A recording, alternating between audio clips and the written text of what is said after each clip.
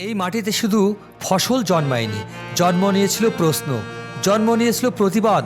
মাগুরার এক প্রান্ত থেকে উঠে এসেছিলেন একজন কবি, যার কলম নীরব থাকেনি কোনো সময়েই। কাজী কাদের নওয়াজ নামটা শুধু একজন কবির নয়, একটা সাহসী কণ্ঠস্বরের পরিচয়। ইতিহাসের আড়ালে হারিয়ে যাওয়া সেই শব্দগুলো আজ খুঁজতে বেরিয়েছেন তৌফিক রানা। আমি এখন যে স্থানটিতে দাঁড়িয়ে রয়েছি, আপনারা নিশ্চয়ই দেখতে পাচ্ছেন বহু পুরনো একটি স্থাপনা। আসলে এটি বহু পুরনো স্থাপনা বলা ভুল হবে। এই বাসভবনটি হচ্ছে একজন বিখ্যাত কবি সাহিত্যিক, শিক্ষা অনুরাগী এবং শিক্ষাবিদ, আমাদের মনের একজন কবি কাদের নওয়াজের বাসভবন। তিনি জন্মেছিলেন ভারতের পশ্চিমবঙ্গে মুর্শিদাবাদের তালেবপুর গ্রামে, তার মামার বাড়ি 1909 সালের 15ই জানুয়ারি। পশ্চিমবঙ্গের বর্ধমান জেলার মঙ্গলকোট গ্রামে কবি কাজী কাদের নওয়াজের পৈতৃক নিবাস হওয়ার সুবাদে বর্ধমানের মাথরন উচ্চ বিদ্যালয় থেকে 1923 সালে মাট্রিকুলেশন সম্পূর্ণ করেন। পরে বহরমপুর কলেজ ও কলকাতা বিশ্ববিদ্যালয় থেকে ইংরেজিতে অনার্স সহ বিএ এবং এমএ ডিগ্রি অর্জন করেন।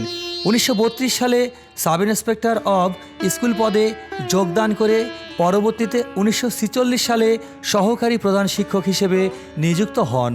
চলুন জেনে আসি 1947-এ দুই বাংলার গ্রাম সমাজ রক্তাক্ত বিভাজনের পর তিনি কোথায় ছিলেন, কী করেছিলেন। আমি এখন একটি সুড়ঙ্গ পথ দিয়ে হেঁটে চলেছি। আসলে বেশ একটু ভয়ঙ্কর মনে হচ্ছে, যেহেতু একটি পরিত্যক্ত বাড়ি, সাপ পোকামাকড়ের বসবাস থাকতে পারে। অবশ্যই আপনারা একটু দেখে শুনে চলবেন। 1947 সালের দেশভাগের পর কাজী কাদের নওয়াজ চলে আসেন পূর্ব পাকিস্তানে, যা আজকের বাংলাদেশ। দিনাজপুর জেলা স্কুলের শিক্ষক হিসেবে দায়িত্ব পালন করে তিনি শিক্ষা বিস্তারে গুরুত্বপূর্ণ ভূমিকা রাখেন। শিক্ষকতার পাশাপাশি কবিতায় তুলে ধরেন মানুষের দুঃখ, দেশভাগের বেদনা ও মানবিকতার আহ্বান। ভাষা ও সংস্কৃতির চর্চার মাধ্যমে তিনি তরুণ প্রজন্মকে জাগ্রত করতে কাজ করেন। অবসর গ্রহণের পর মাগুরার শ্রীপুরে ফিরে এসে লেখালেখি ও চিন্তা চর্চা চালিয়ে যান। তার কলমে জন্ম নেয় দেশপ্রেম, মানবতা ও সময়ের প্রতিবাদী শব্দ। আর আজ সেই ইতিহাস খুঁজে দেখছেন তৌফিক রানা। প্রিয় দর্শক, আপনারা দেখতে পাচ্ছেন একটি সতর্কতা বার্তা লেখা আছে। এই ভবনটি অতি পুরাতন এবং খুবই ঝুঁকিপূর্ণ, তাই জনসাধারণের অবগতির জন্য জানানো যাইতেছে যে ভবনটির উপর কেউ উঠবেন না।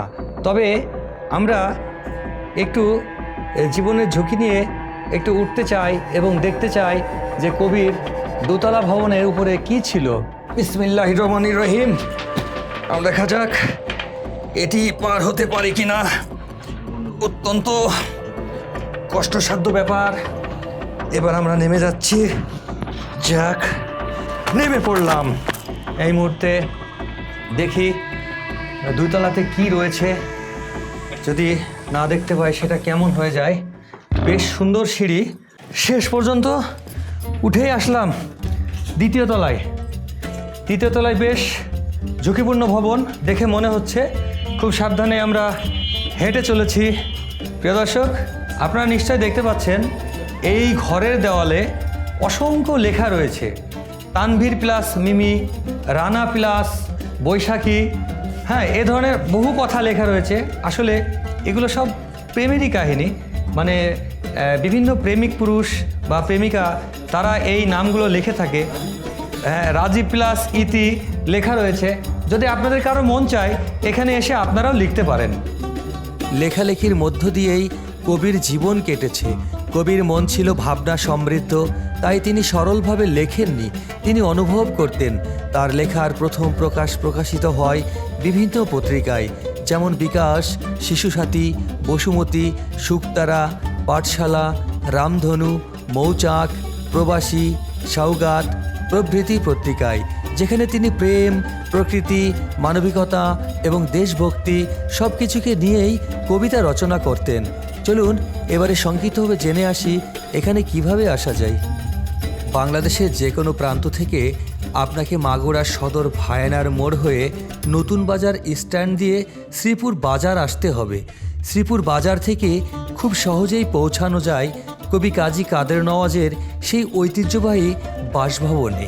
মাগুরা সদর থেকে রাস্তার দূরত্ব 20 থেকে 22 কিলোমিটার।